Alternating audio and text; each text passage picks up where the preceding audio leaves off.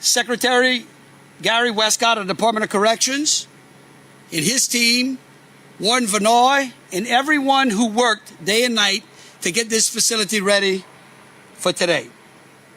When I became governor, the 57th governor of Louisiana, and President Trump became the 47th president of the United States, we both inherited a mess.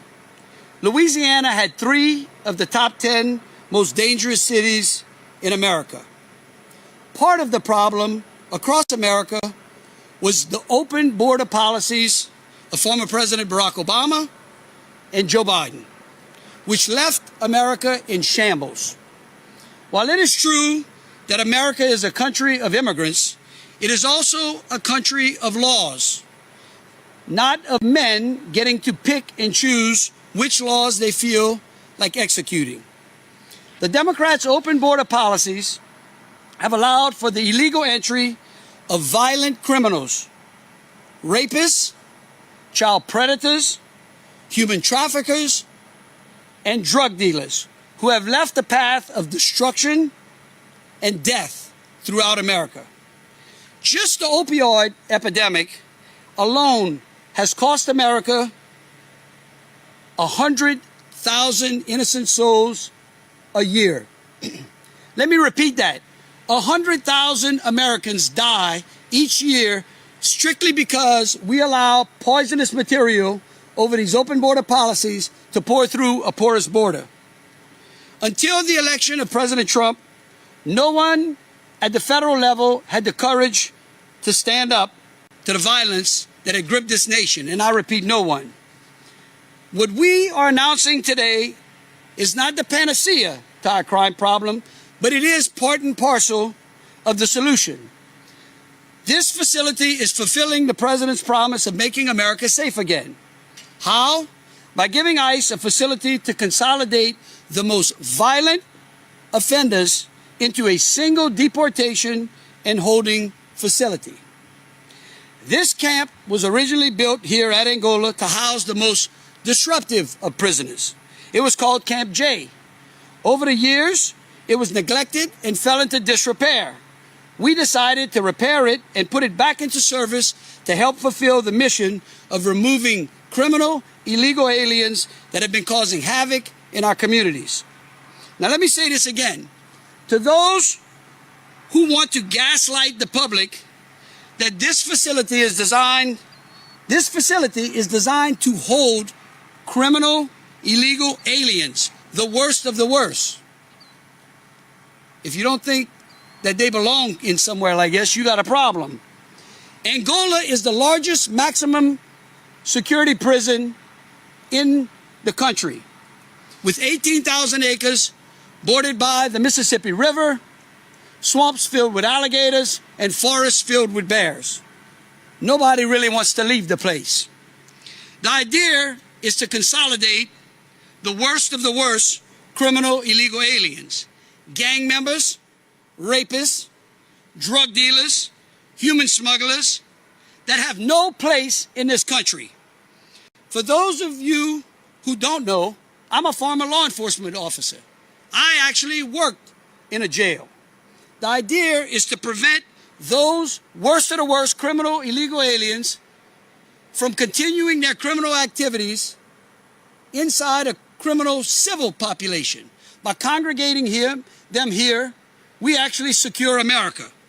This camp will hold 208 criminal illegal aliens by mid-September, 51 of whom are here today. And we will have the capacity to hold over 400 in the next few months.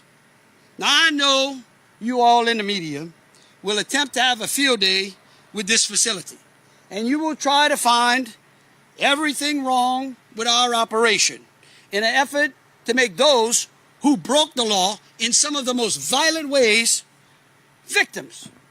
I want you to know that that path only continues to lead us to the hug-a-thug policies that handcuff our police instead of the criminals and have led to the violence across this country.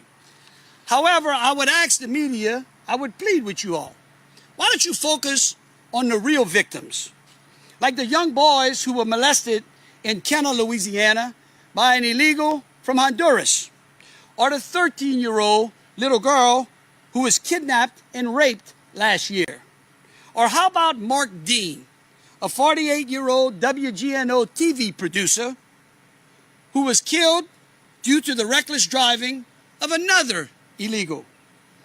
Or the young Nichols female student who was randomly attacked with a hammer outside of St. Thomas's Church? These are just a few of the stories that highlight what is playing out all across America because of the Democrats' open border policies. When we allow our country to be overrun by those who have no respect for our laws or way of life, American families suffer and our communities crumble. I have said countless times that I don't know anyone who has a house without a front door. And so you don't have a country without borders. It's so refreshing to have a president and a cabinet, like the lady standing behind me, who empower law enforcement to do their jobs, to provide American families the safety they have long wanted, and finally puts America and her people first. That is why today I'm proud to stand alongside Secretary Noem, General Bondi, Deputy Director Sheehan, as we announce the opening of the Louisiana lockup, which will house the worst of the worst illegal criminal aliens. And now I would like to turn it over to my great friend, former governor, and now the Secretary of Homeland Security, Kristi Noem. Good afternoon. Today we're here at this legendary Angola prison to announce an agreement between the United States of America and the great state of Louisiana. There has never been an agreement like this one before. And it is here today at this place because President Trump has selected and built relationships with leaders across this country that don't complain about things, they fix them. And when we called up Governor Landry and told him about our need for detention space and our need to have a place where we can house some of the violent, criminal, illegal aliens that are out there perpetuating horrific activities against the families in this country, he offered us a solution. He offered us a space that we could house these dangerous criminals and make sure that they were never able to harm another child or family member in this country ever again. I want to thank Governor Landry for hosting us. I also want to thank our great Attorney General Pam Bondi for her willingness to consistently work tirelessly to make sure she's defending our laws and she's out there fighting for people that they have an opportunity to live the American dream. She's been strong. She's been hardworking and she's been fair. She recognizes that the scales of justice apply equally to everyone and that criminal illegal aliens have no place in this country. I also want to thank our Deputy Director, Madison Sheehan, for all of her leadership as well at ICE. She has been fantastic in helping us come up with solutions like the one you see in front of you today to ensure that these criminals are never let go in the United States of America again. And then we also have other leaders that we're grateful for, the warden, the Department of Corrections and Public Safety. Leaders here in this state have been absolutely wonderful in what they've done to put together this opportunity to open up today the Louisiana lockup. Our one cell block here, as Governor Landry referenced before, called Camp J, has been now repurposed into an ICE detention facility. But not just a typical ICE detention facility that you may see in another state somewhere else in this country.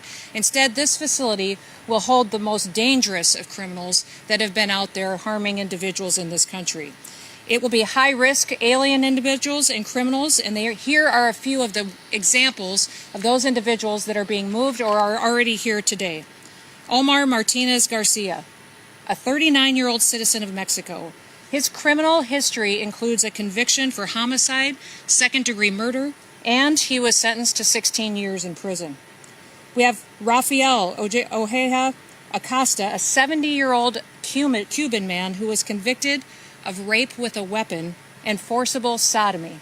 He was sentenced to 60 years in prison, and he will be living here from now on.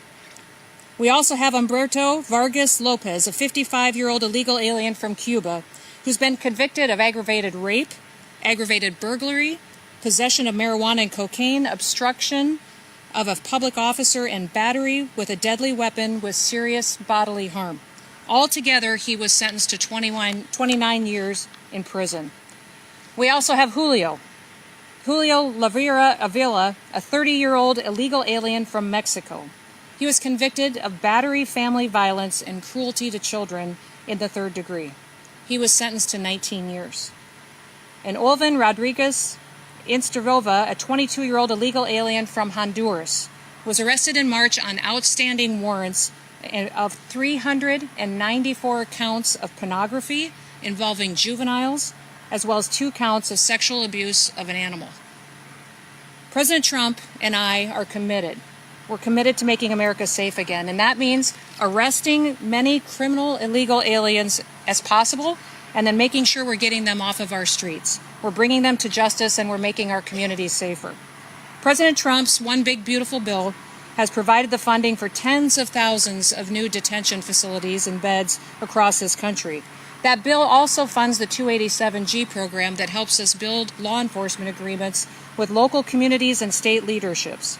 With the rate of arrests and deportations as high as it's been, we need all the help that we can get to increase our detention space.